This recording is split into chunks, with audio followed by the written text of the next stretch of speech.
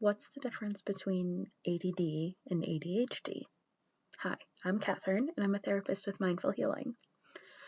ADHD and ADD used to be two separate diagnoses under the DSM. The DSM is our diagnostic manual that we use for all therapeutic and psychological disorders.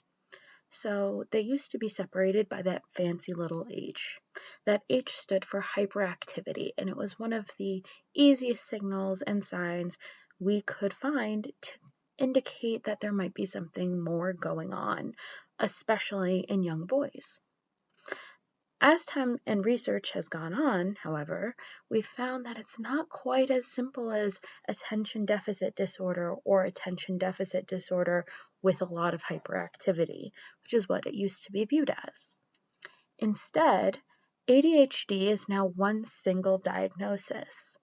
Hyperactivity has been expanded to include not just physical hyperactivity, but things like racing thoughts, pressured speech, fidgeting, and signs that may not have been quite as obvious and glaring as some of our typical ADHD signs.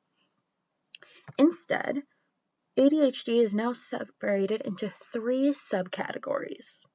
These subcategories are the hyperactive type, the combined type, and the inattentive type. These categories cover the majority of cases, but it's still a little bit of a mix and match when it comes to what kinds of symptoms we see. Hyperactivity symptoms, as I mentioned, can include anything from jumping on tables, pacing around, constant motion, to higher signs of anxiety, racing thoughts, pressured speech, being very, very loud, or sleeping not very well at night. For inattentive type, these signals are a lot more subtle and more common in girls.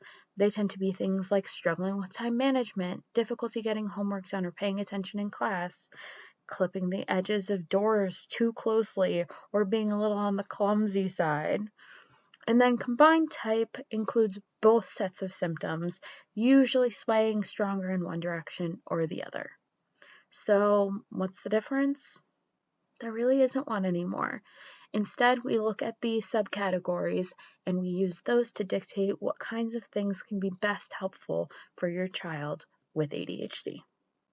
If you have any additional questions or you'd like to learn more about ADHD, feel free to follow up with Mindful Healing. Thanks.